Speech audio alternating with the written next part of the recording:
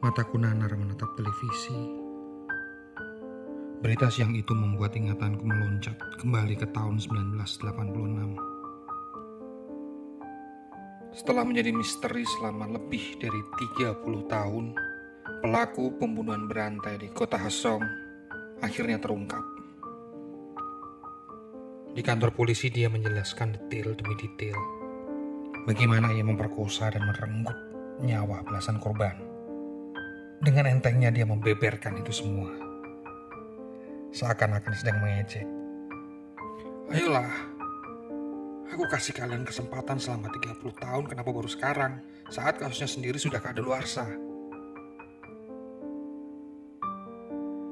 Aku ikut tertohok, telak, sebab akulah detektif yang dulu ditugaskan untuk mengusut kasusnya, tetapi gagal.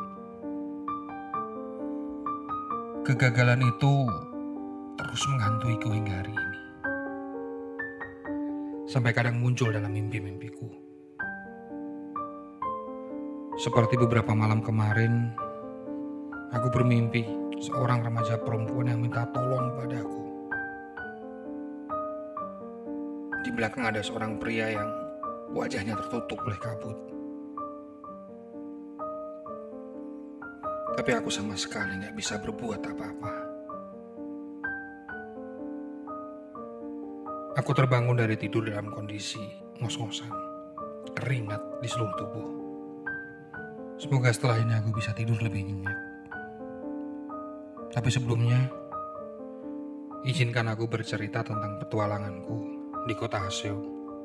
Usaha untuk menyingkap misteri pembunuhan berantai paling kondang, paling terkenal di Korea Selatan.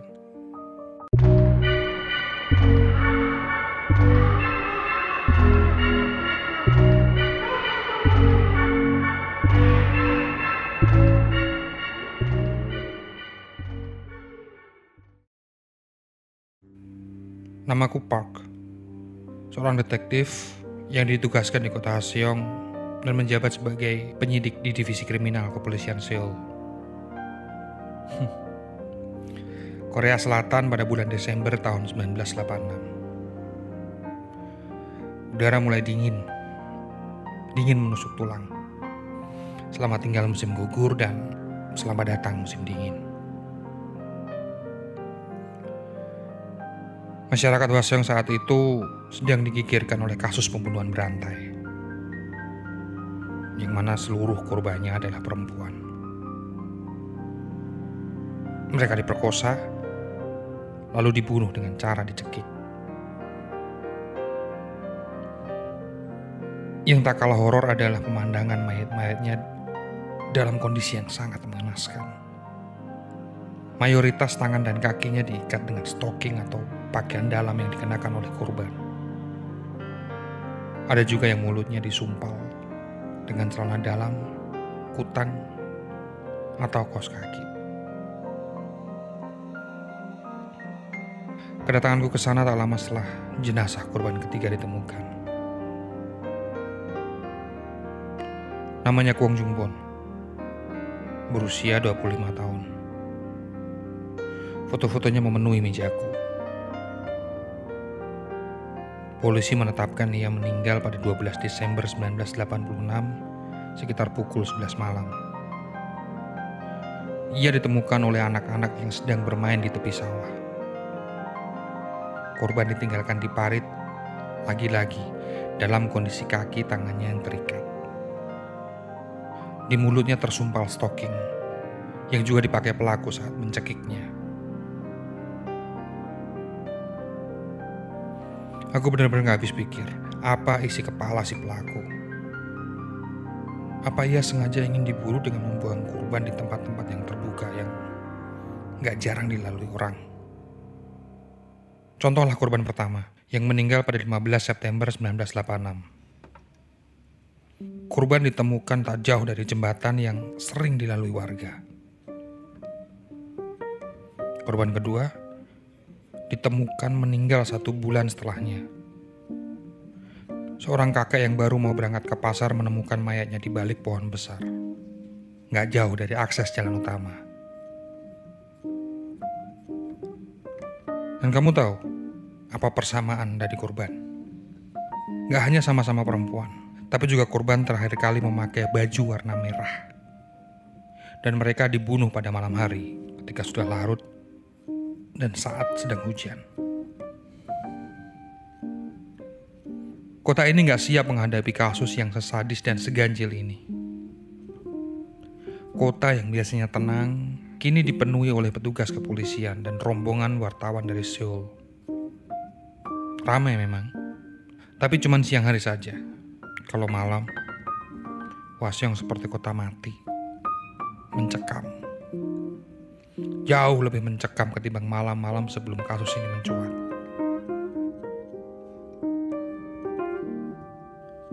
Sayangnya kasus Hwaseong adalah kasus yang paling berat, paling rumit, dan paling kompleks yang pernah aku hadapi.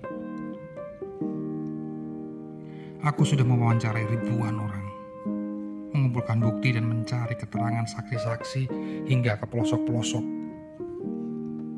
Walaupun sudah menerjunkan 2 juta anggota kepolisian, mengamankan ribuan orang yang berpotensi sebagai tersangka, tapi pelaku tetap berkeliaran bebas. Aku tetap gak bisa mencapai kesimpulan apa yang sebenarnya menjadi motif pelaku. Mengapa korban selalu perempuan? Apakah pelaku seorang psikopat atau jangan-jangan ia tidak beraksi sendirian? Pembunuhan berantai di Hwaseong merenggut setidaknya 10 nyawa. Terornya berlangsung mulai dari tahun 1986 hingga 1991.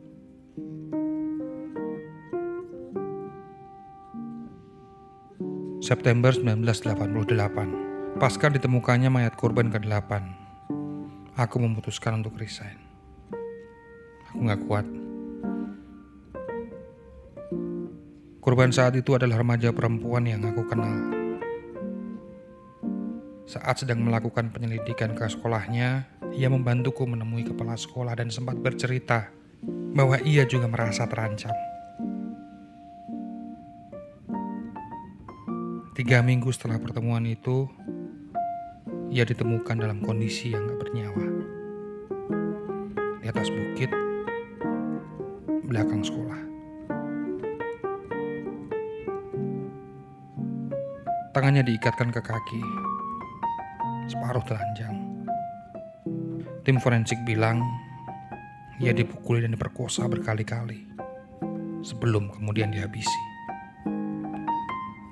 Hari itu hujan cukup deras. Aku ingat aku menangis di sepanjang jalan pulang. Aku merasa gagal. Rasa bersalahku kepada keluarga korban sudah begitu besar. Sudah terlalu menumpuk.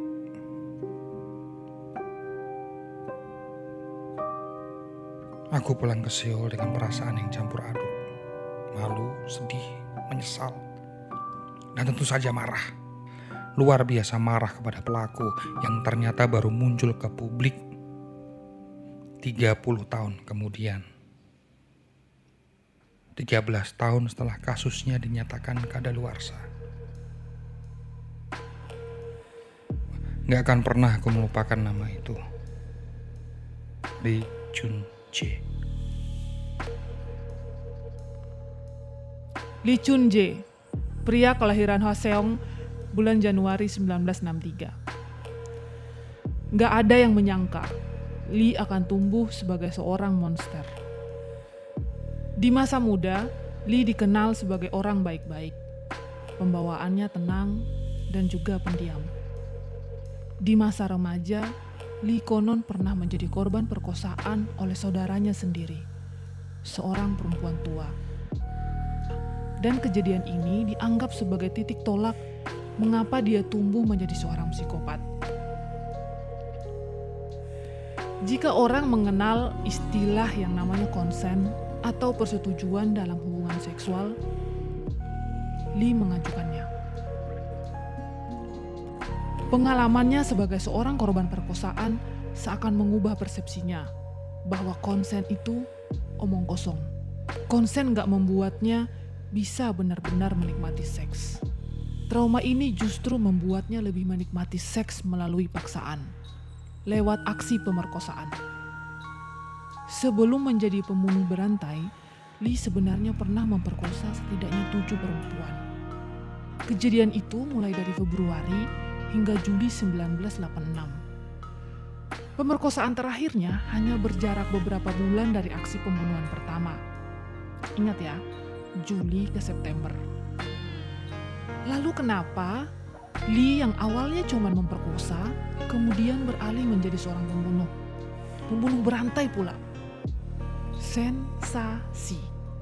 Ada satu teori, kenapa seorang psikopat mampu membunuh lebih dari satu orang.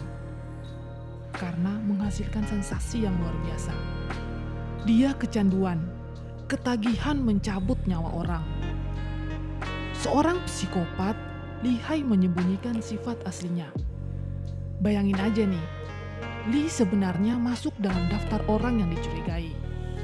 Bahkan beberapa kali dia sempat diinterogasi polisi. Tapi polisi selalu menanyakan temannya, tetangganya, bukan tentang dirinya.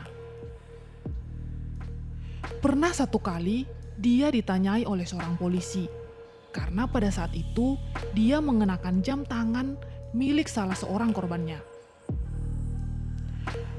Tapi lagi-lagi, Lee mampu menjawab semua pertanyaan dari polisi. Dengan santai tentunya. Dan ya, dia lolos. Psikopat memang lihai menampilkan dirinya sebagai orang yang gak bersalah. Dia sama sekali gak gugup. Ingat, gak gugup, gak menunjukkan gestur yang mencurigakan. Lee pernah bertemu langsung dengan keluarga dari salah satu korbannya, korban ke-8-nya. Di situ sikapnya normal banget, normal senormal-normalnya.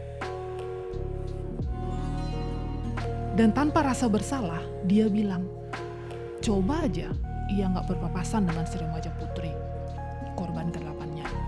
Pasti dia bakal selamat. Sayangnya waktu itu papasan.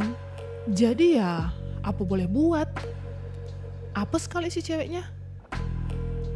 Sesantai itu dan senggak bersalah itu, merasa dia gak ada dosa sama sekali. Bener-bener psikopat. Udah paham kan? Lee itu bisa menghabisi orang asing hanya karena kebetulan papasan. Ingat, kebetulan doang. Rangkaian pembunuhannya berhenti di tahun 1994. Karena pada tahun 1994, Lee membunuh adik istrinya sendiri. Dia tertangkap dan kemudian dihukum penjara seumur hidup. Atas kejahatan pembunuhan tunggal. Yes, pembunuhan tunggal. Jadi sebenarnya kejahatan pembunuhan berantai Lee itu belum terungkap sampai kasusnya kadaluarsa pada 2 April 2006. Meskipun sebenarnya Lee udah ada di penjara. Baru kemudian pada 18 September 2019, polisi menyatakan bahwa DNA Lee cocok dengan setidaknya 4 DNA korban pembunuhan di Hwaseong. Fix, dia pelakunya. Meskipun saat itu Lee nggak langsung ngaku. 1 bulan kemudian baru dia ngaku bahwa dialah pelaku pemerkosaan dan pembunuhan berantai di Hwaseong pada 1986 hingga 1994. Ada pernyataan yang cukup mengejutkan dari Lee. Katanya, total korbannya sebenarnya ada 30 orang. Tapi yang bisa dikonfirmasi hanya 14 orang, termasuk 10 korban pembunuhan di Hwaseong. Akhirnya setelah menjadi misteri selama 3 dekade, semuanya bisa terungkap.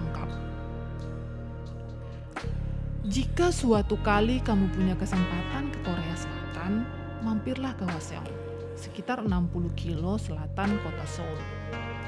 Kamu akan merasakan hawa kesedihan yang mendalam, yang masih dirasakan oleh keluarga korban. Memori para korban juga masih bersemayam di benak orang-orang. Saya Yantina dan rekan saya Riva undur diri.